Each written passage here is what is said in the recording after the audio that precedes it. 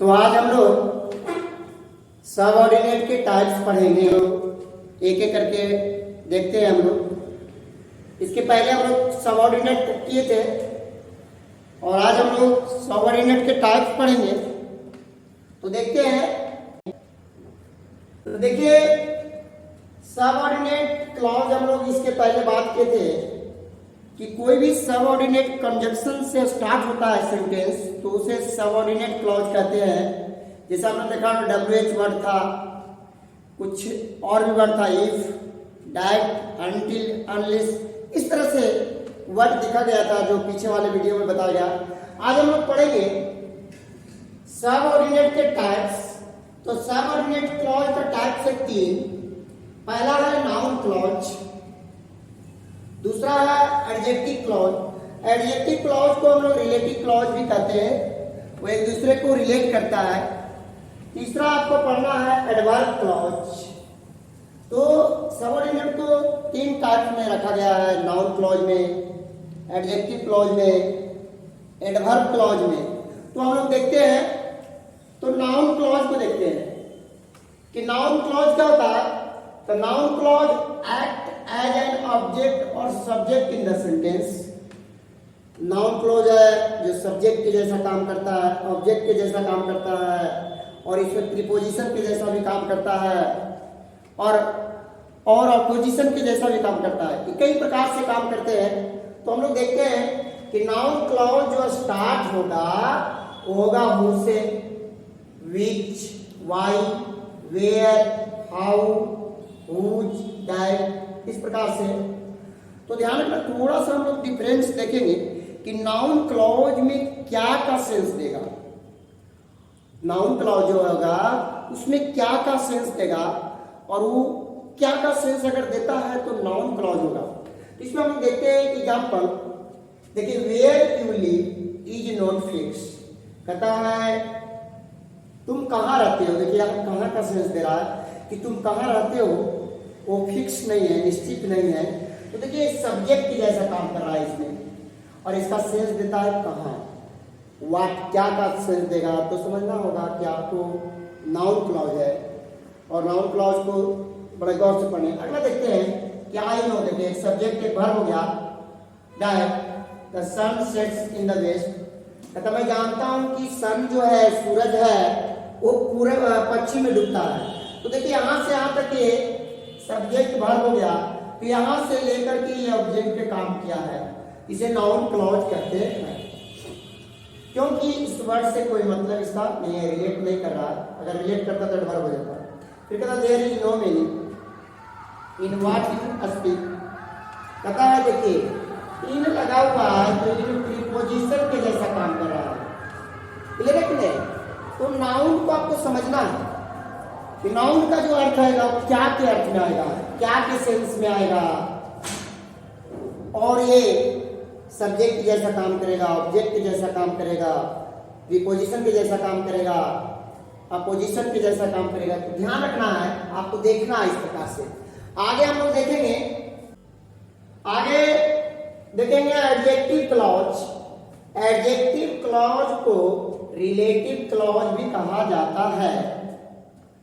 तो थोड़ा सा देखेंगे कि एडजेक्टिव क्लॉज जो, who, whom, which, whose, that, where, when, यहां पर आपको गौर करना है कि जो एडजेक्टिव क्लॉज होगा वो नाउन को रिलेट करेगा, नाउन को बताएगा, नाउन के बारे में बात करेगा।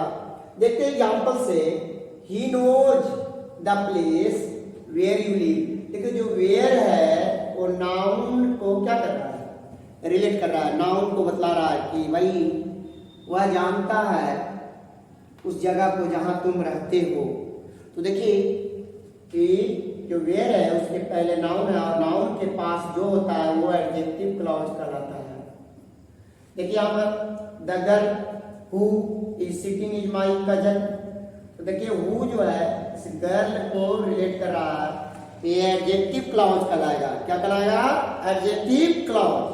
तो एडजेक्टिव क्लॉज में आपको ध्यान देना है कि किसी नाउन को रिलेट करेगा, किसी नाउन को विशेषता बतलाएगा।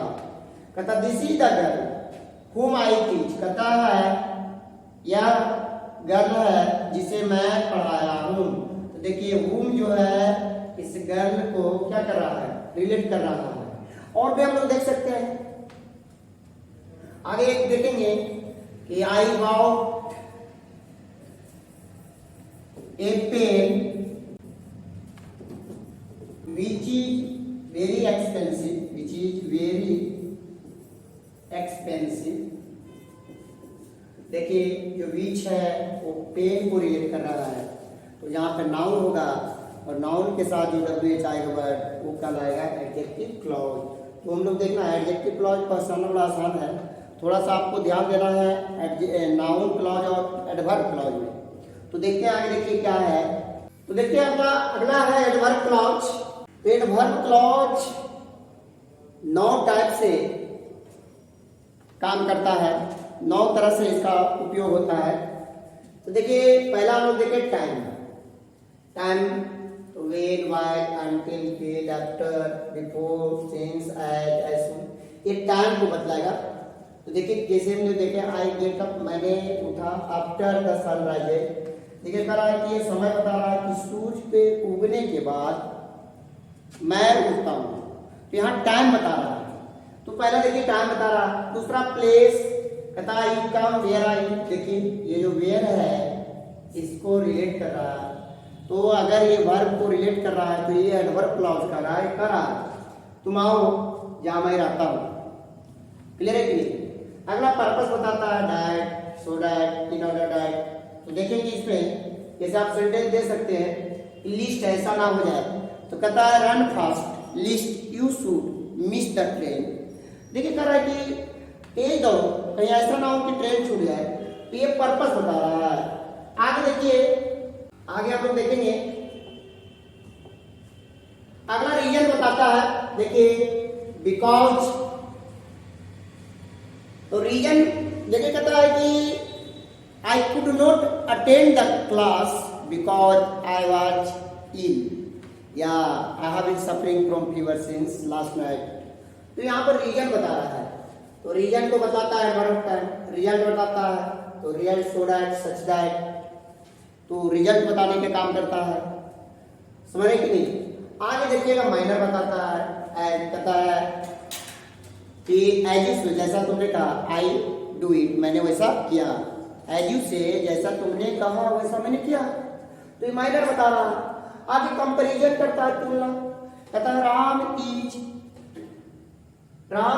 एज टॉल एज मोहन, तो भाई जितना राम है लंबा उतना मोहन है, तुलना किया जा रहा है। और तुलना करने के लिए हम लोग क्या करते हैं, तो एक पॉइंट यहाँ पर रखना है कि अगर एज है तो यहाँ पर पॉजिटिव डिग्री आएगा, पॉजिटिव डिग्री आएगा, लेकिन अगर सो एज रहेगा तो यहाँ पर नेगेटिव डिग्री का प्रयोग किया जाएगा।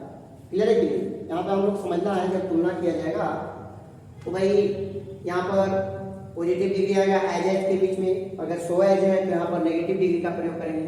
देखो अपोजिट, विपरीत, जैसे आपने बोला कि though he is poor, he is happy, कहता है वो गरीब है फिर भी वो क्या है, हालांकि वो गरीब है फिर भी वो खुशी है।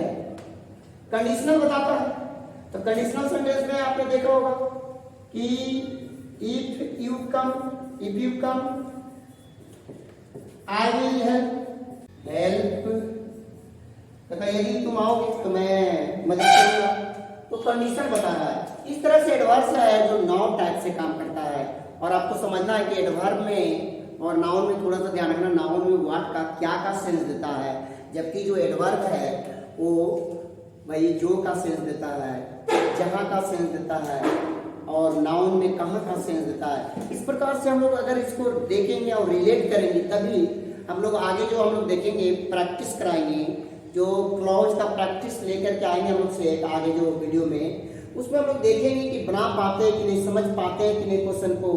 तो इसको हम लोग गौर से देखें और समझने का प्रयास करें, और अगली वीडियो में जो हम लोग देंगे ये क्लॉज का प्रैक्टिस देंगे, जिससे पूरा क्लियर हो जाएगा कंसेप्ट के साथ। अगर कुछ बातें रह गया है तो हम लोग प्रैक्टिस करेंगे, तो उस प्रैक्टिस में डिफिनेट क्लियर करेंगे और देखेंगे आगे हम लोग। ठीक है, तो धन्यवाद।